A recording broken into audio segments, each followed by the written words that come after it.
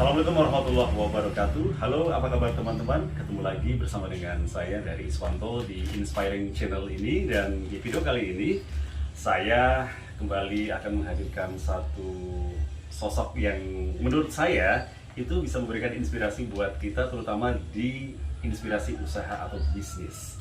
Pak Rinoto, ini dari Dukuh apa tadi? Karangdur ya? Karangdur, Desa Tambal Harjo, Adi Mulyo, ya. Ternyata pas saat saya buka-buka YouTube itu nemu channelnya Pak Rinoto, ya. Channelnya awalnya yang saya buka itu tentang bercocok tanam, ya.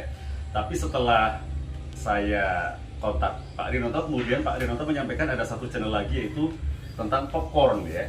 Jadi Pak Rinoto ini punya bisnis atau usaha yaitu popcorn gitu ya. Ini cemilan yang ini familiar buat anak-anak terutama Pak ya. Betul. Tapi dewasa pun popcorn juga suka. Oke. Pak Rinoto, Ya. boleh ini ya sharing Pak ya. Sharing tentang perjalanan wirausaha atau perjalanan bisnis Bapak berjualan popcorn. Itu awal mula dari Pak Rinoto itu memulainya, ceritanya itu gimana? Ceritanya awalnya saya nikah tahun 1988. Dulu sudah di Kebumen. 88. Nikahnya di sini. Di sini. Setelah nikah saya asli Pekalongan. Aslinya Istri Pekalongan. saya tak bawa ke Pekalongan. Di sana saya buka, namanya nggak punya pekerjaan ya. Karena keluarga saya semuanya dagang, saya juga ikut-ikutan dagang. Saya nyari dagang. Pertama saya dagangnya mie ayam. Terus pas nggak sengaja saya itu nonton Pilihan Lurah. Nonton Pilihan Lurah. Iya betul. Oke. Nonton Pilihan Lurah. Di situ ada orang jualan berondong jagung. jagung. Iya, waktu itu nggak tahu popcorn. Popcorn itu bahasa Inggrisnya Iya. ya.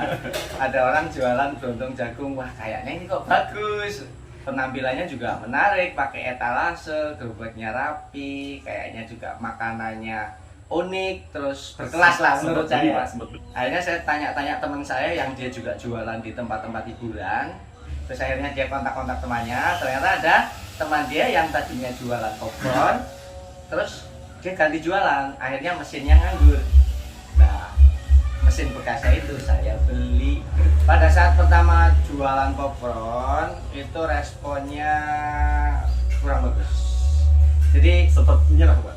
Rasanya kok ya, jadi si pembeli itu pada saat saya masak itu kan bagus kelihatannya, demonstratif lah, atraktif. Tapi mereka setelah mendekat tanya ini harganya berapa. Waktu itu dulu saya jual Rp500 untuk plastik kecil, kalau ini 2.000 dulu. dulu 2000 sekian Ya. ukuran ya Pak ya. Terus orang yang beli itu ini berapa? 2.000. Ah, jagung B 2.000 gitu. Respon pertama itu ya. Akhirnya saya coba jualan beberapa kali tapi ya kurang bagus lah.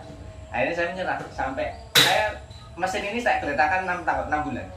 Saya Terus main. kembali lagi ke popcorn lagi kapan Pak? Nah, waktu itu saya ada kepikiran bahwa saya akan coba ke sekolah-sekolah, ke SD. Terus saya mulai ke warung-warung Bukan, gitu. tetap langsung ya. Direct ya. Iya, akhirnya saya coba berangkat ke SD. Saya berangkat dari rumah itu setengah 6 pagi, sampai di sekolah itu jam 6 lah. Itu anak-anak udah ada yang mulai datang kan sekolah. Sekolah masuk jam 7. Terus saya masak. Nah, ketika masak itu anak-anak yang datang itu Pada ngumpul nonton ya. beli.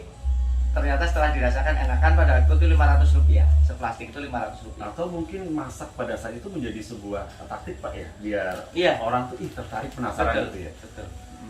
Nah, setelah anak sekolah, kenapa tadi yang ditontonan nggak laku ya? Ini hanya hasil analisa saya saja.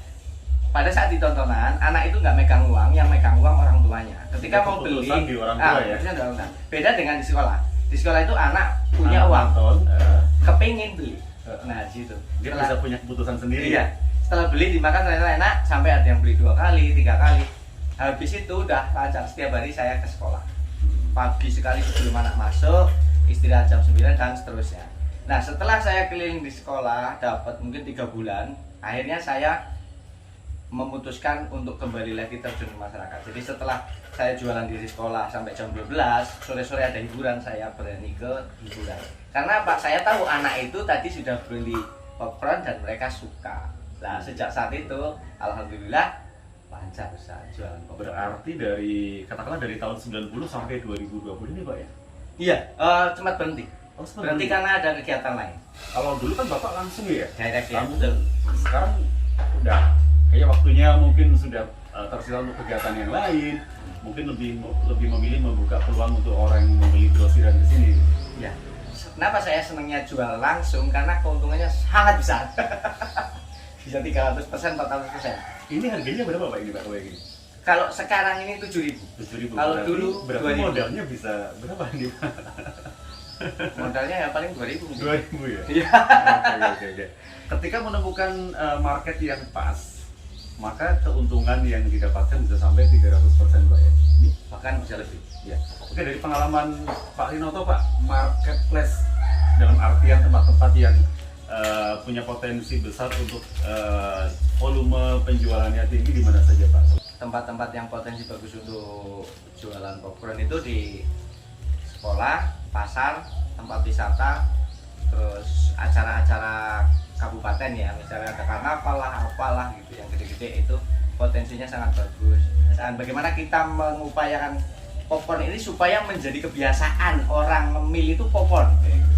Nah, setelah kayak tagline misalnya apapun makanannya cemilan. Nah, itu popcorn gitu. apapun ya, aja popcorn. makanannya, minumannya ini itu.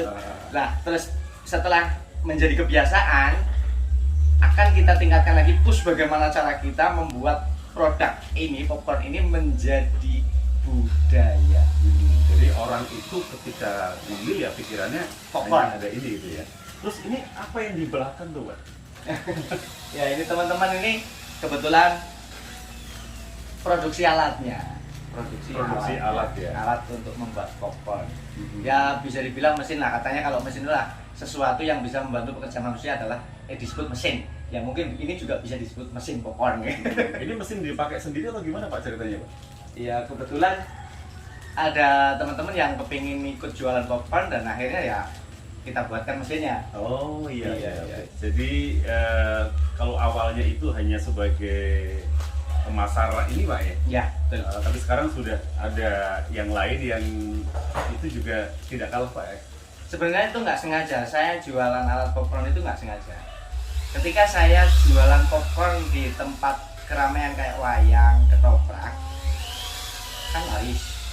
Teman-teman pedagang lainnya itu seolah-olah mereka menjadi penonton saya. Iya. Ketika saya jualan laris, mereka hanya menjadi penonton. Akhirnya ada yang mungkin semua orang berpikiran bahwa saya kepingin jualan itu, tapi jarang yang berani langsung menyampaikan ke saya itu hanya satu orang. Mereka langsung ke tempat saya, Mas, saya ini sih ikut jualan kayak gini, ini mesin alatnya berapa? Saya juga bingung, waktu itu kan saya belum produksi alat, saya kan jualan untuk sendiri. Akhirnya ya kalau mau ini alat saya dibeli, nah alat saya dibeli. Saya kan nggak punya alat. Akhirnya Waktu bikin. itu saya belum bikin, saya cari lagi. Saya cari lagi alat bekasan teman saya yang di Pekalongan, saya bawa ke sini, saya pakai lagi. Terus ulang lagi kejadiannya. Ada teman saya satu yang lagi minta lagi. dijual ya. Akhirnya alat tak jual lagi. Terus setelah itu baru saya kepikiran kenapa saya nggak buat saja. Kalau saya nyari bekasan kan lama-lama habis Iya. dan belum tentu ada lagi kan.